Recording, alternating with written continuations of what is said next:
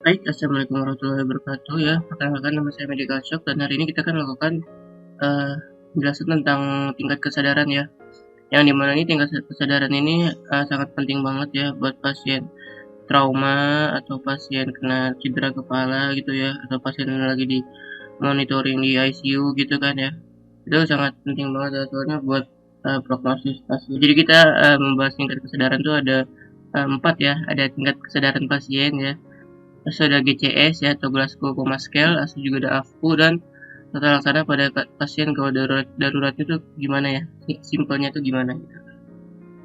Ya, jadi ini untuk tingkat kesadaran pasien ya.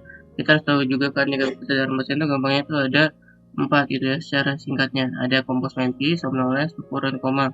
Ya, berarti koso koso stupo, koso stupo ya, koso stupo, kompos mentis, somnolens, stupor, koma ya. Nanti untuk kompos mentis itu dia GCS-nya itu 15 ya, yang dimana tuh dia pasien dalam kesadaran penuh ya, dia tidak ada kelainan atau kecacatan. Nah, untuk somnolen nih, somnolen itu berarti dia GCS-nya itu 13 sampai 14, yang dimana itu pasiennya tuh sudah memiliki penurunan kesadaran atau sudah terjadi apatis dan segala macam gitu ya. Nah, dan ini masih bisa dibangunkan ya kalau somnolen gitu. Kalau stupor ya, kalau stupor itu dia udah GCS-nya itu 8 sampai 12, yang dimana tuh dia udah nggak bisa, susah dibangunkannya. Jadi dibangunkan itu dengan rasa nyeri, itu pun juga paling juga dari refleks pupil ya, paling ya kalau dari stupor itu ya, kan refleks pupilnya itu dia meiosis atau midriasis gitu kan, itu sulit banget dibangunkan pada fase stupor yang GCS itu 8 sampai 12. Kemudian untuk koma ya, kalau koma itu udah ya ini ya, koma kan 3 sampai 7 ya, yang dimana tuh dia pasiennya tuh dia kayak nggak bisa bangun sama sekali ya, mau dirangsang nyeri kayak mau di getok-getok ya atau mau diteriakin juga nggak bisa ya untuk pasien koma. Kemudian ini ada pemeriksaan GCS ya atau Glasgow Coma Scale ya, gampangnya tuh ada 3 komponen ya. Ada eye ya, mata pasien ya, bagaimana apakah dia bisa melihat apa enggak, motorik. Nah, motorik itu dia ke pergerakan itu ya, pergerakan otot pasien. Kemudian itu verbal ya. Nah, kalau untuk verbal itu untuk rasa kita pasien tuh ngomong gitu kan, verbal gitu kan ya. Kemudian untuk maksimal ya GCS itu ada tadi ya M4, M6, V5, yang dimana itu dia kompos mentis ya tertinggi. Untuk itu dia 3 ya, yang dimana itu dia pasiennya tadi kan koma kan ya, jadi pasiennya itu tertidur dalam ya, dia tidur dalam kan kalau koma. Dan GCS itu tidak ada 0 ya, soalnya kalau GCS-nya 0 pasiennya udah meninggal gitu kan, gampangnya gitu. So GCS punya 3 komponen ya, ada eye motorik tadi udah ya, pasien melihat, pasien bisa menggerakkan badan, dan pasien bisa ngomong ya pada verbal. Juga ada ini nih ya, ada apa sih, ada setting klinis gitu kan, kita kan nanti di setting klinis itu ya, misalkan pasien diintubasi dan kita kan nggak bisa ngecek ya verbalnya gitu ya, berarti bilangnya tuh ini aja M4, M6 VTube ya. Jadi dia A-nya tuh dia membuka mata spontan, M6 itu dia berorientasi baik ya, jadi bisa menggerakkan uh, ototnya ya, menggerakkan badannya. Kalau VTube itu dia nggak bisa kan, soalnya nggak bisa dicek karena dia lagi diintubasi ya. Kemudian untuk pasiennya misalkan ada trauma pada mata atau diserang lebah di matanya sehingga kan matanya bengkak dan nggak bisa ngebuka mata gitu. Berarti itu dia eye-nya tidak bisa dicek ya.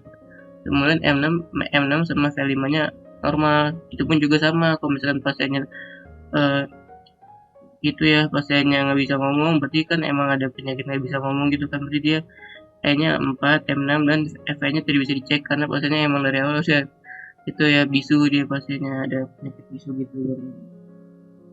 Nah, untuk GCS itu kembalinya tadi ya, kalau E4 nih ya kita jelasin satu-satu. Kalau E4 dia buka matanya spontan. Misalkan kita pertama-tama nih kita inform konsen dulu nih, kita inform konsen berkenalan pasien. Kalau misalkan pasiennya bisa membuka mata dengan spontan berarti E-nya 4. Dan kalau dia misalkan dia pas kita inform konsen dia bisa berorientasi baik, kayak misalkan oh iya sama-sama dok gitu-gitu, sama kita tanya juga ya waktu tempat orang, apa nama pasiennya apa, habis itu tempatnya di mana, habis itu ini waktunya kapan gitu kan, itu juga 5 ya.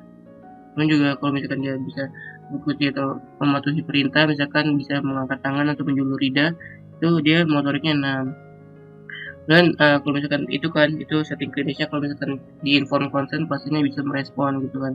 Nah, kemudian untuk AI-nya ini, AI-nya dia kayak misalkan uh, kita inform consent nih, kita bangunkan, Pak, dia nggak bisa tuh kan, kita teriakin tuh ya, kalau kita teriakin dia baru bisa buka mata itunya, berarti dia AI-nya 3 ya, jadi dia udah terjadi penurunan kesadaran kan. So kalau misalkan dia bangun tapi dia merasa bingung gitu kayak ini apa ya, ini di mana ya, dia orientasi waktunya udah agak-agak terganggu gitu. Nah, kayak misalkan nama saya siapa ya, itu berarti dia udah ada penurunan kesadaran gitu kan, berarti dia bingung ya, berarti variabelnya 4. Kemudian untuk motorik nih, motorik dia kayak misalkan itu juga sama ya, setting klinisnya misalkan dia eh, ditekan gitu ya, ditekan di misalkan di supraorbital ya, di mata atau di kuku gitu kan, atau di sternum ya, di sternum gitu. Nah, itu dia kayak merasakan nyeri, kayak menangkis gitu kan, berarti dia bisa melokalisir nyeri ya, berarti melindungi area nyeri. Kemudian juga yang A ya, berarti yang A itu kan dia AI-nya dua ini dia bisa membuka mata dengan rasa nyeri, yang dimana itu pasiennya itu kayak kayak misalkan dia ngasih rasa nyeri gitu kan, ngasih rasa nyeri tadi kan sama di supraorbital, sternum, sama di di mata ya. Itu kalau misalkan dia bisa ngerasain nyeri juga gitu, ngerasain nyeri kayak tuh dia matanya ngebuka, berarti dia eye-nya 2. Itu kalau verbal juga sama ya, kalau dia misalnya ngomong yang nggak jelas gitu kan, atau dia ngemaki-maki gitu kan, itu eh, kayak fluktuatif gitu, dia berarti verbalnya 3 ya. Dan juga kalau misalkan dia suaranya tidak jelas kayak mengerang gitu, kayak gitu kan, itu kayak menggumam, menggerang dan gak jelas gitu, dia berarti dia suaranya 2. Kalau 3 itu dia cuman kata-kata doang. So kalau pada respon berarti dia ya udah verbalnya kayak pasien koma yang ada respon, yang dimana 1. Kemudian untuk motorik nih sisanya ya, eh, dia misalkan narik diri nih. Nah, kalau dia bisa itu kita rangsang juga kan di supraorbital, sternum, sama di kuku ya, di jepit kukunya itu kan gitu kan selama 10 detik juga kan. Misalkan dia bisa itu, dia itu kalau bedanya menghindar sama melokalisir nyeri, itu dia kalau menghindar itu pasiennya tuh kayak menghindar gitu loh, kan dia kayak kepalanya tuh kemana-mana gitu kan, atau tapi dia nggak bisa nangkis ya, pokoknya dia nggak bisa nangkis gitu, cuman kabur dari itunya aja, penghindarannya aja, kayak kepalanya nanti kayak menjauh gitu kan. Itu juga fleksi abnormal. Kalau fleksi abnormal aja kalau misalkan dia itu kan di area nyeri ya, tadi sama ya, kuku, pokoknya kuku, mata, sama sternum. Di supraorbital misalkan dia fleksi ya, kalau ya fleksi kan berarti kan lengannya kan ditekuk ya, itu berarti dia dekortikasi. Kalau dia ekstensi berarti tangannya itu tegang kan, berarti dia serebrasi, dia kayak dia gitu, spastik itulah, jadi dia kaku gitu tangannya, berarti dia serebrasi. Sebenarnya kalau dia nggak bisa, kalau dia tadi ya lupa, misalkan dia nggak bisa ngebuka mata juga ya, ini pasien koma, berarti dia 1 kan, nggak bisa dirangsang dengan perintah dan nyeri. Kemudian juga sama ya, kalau misalkan dia nggak bisa dirangsang dengan suara ya, nyeri ya, itu berarti dia pada respon 1. Kemudian juga pada GCS juga ada ya, pada anak kecil namanya tuh pediatric coma scale. Kenapa dibedain? Soalnya pada anak kecil kan dia nggak bisa ngomong ya, jadi kita bedain namanya tuh pediatric coma scale. Nah, ini untuk AFU ya, yang paling sering dipakai sih pada uh, gawat daruratan sih, itu sih GCS ya, bukan AFU. Jadi AFU tuh kayak buat penilaian dengan singkat aja gitu kan, sambil dengan GCS juga bisa kan. Itu kan kalau AFU kan ada 4 tingkatan ya, ada alert, verbal, pen, unconscious ya. Ini singkatan dari GCS aja sih. Jadi kalau alert itu dia pasiennya tuh terjaga ya. Tadi kan pas kita inform konsen, pasiennya bisa berespon.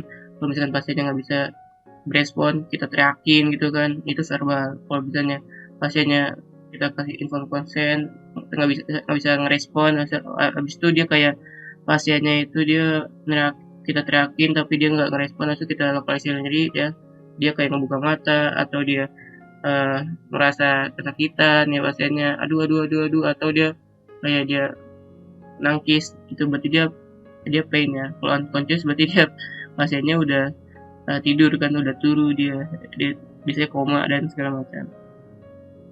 Itu untuk kekerasan pasien gawat darurat ya, kalau berdasarkan dari hasil GC sama AFBU-nya itu pakainya primary survey dulu ya, ABCDE ya biasa, airway ya, kita total sana jalan napasnya, stabilisasi jalan napas, kita lihat juga breathing atau pernafasannya, kita lihat juga sirkulasi ya, stabilisasi hemodinamik ya, itu disability ya, ini disability itu diceknya tuh pas AFBU ya, sudah itu exposure ya, kalau misalkan ada luka ya dibersihkan, dan misalkan buku juga ya pasiennya agar jalan napasnya tuh lancar gitu kan. Dan untuk tata laksana kedua itu kita lakukan secondary survey. Pertama-tama kita lakukan pemeriksaannya dari head to toe, apakah terdapat cedera servikal atau cedera lumbar gitu kan, atau terdapat trauma pada medula spinalis ya.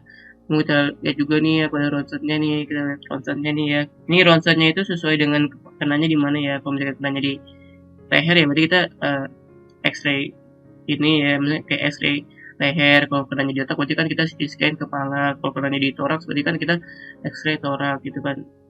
Juga ample juga ya, ini ada riwayat ample yang dimana tuh dia ada alergi, ya alergi, apakah dia terdapat alergi medikasi ya. Kalau medikasi itu dia kayak dia punya obat-obatan apa, dia mengkonsumsi obat apa kan.